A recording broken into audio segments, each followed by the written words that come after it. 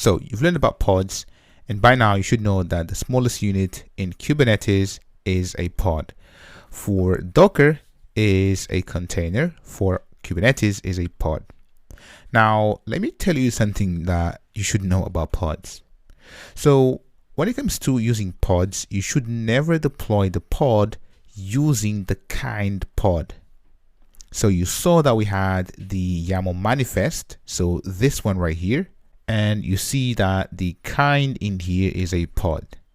Now we should never do this, and I'm going to explain why in a second. So if I go back to the slides, also you should never treat pods like pets, and this is because they are ephemeral. And ephemeral means that something lives for a very short period of time, so you can expect them to die, or as you know, if you build applications, then you might have version 1, version 2, version 3, so on and so forth, as you have software deployments. We also should know that pods on its own don't self-heal. Let me show you. So in here, I've got this pod right here, hello world.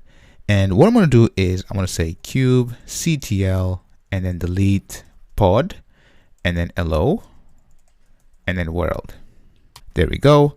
Now, if I type kubectl get pods, you can see that no resources found in default namespace.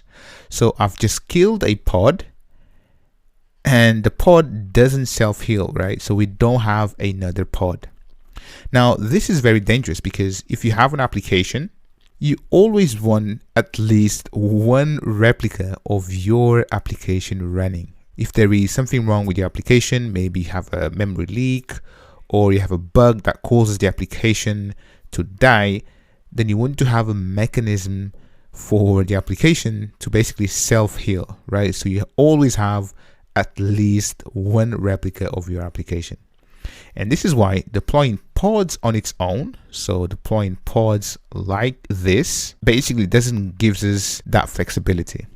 And in this section, you're going to learn about deployments and replica sets, which solves all of this and more.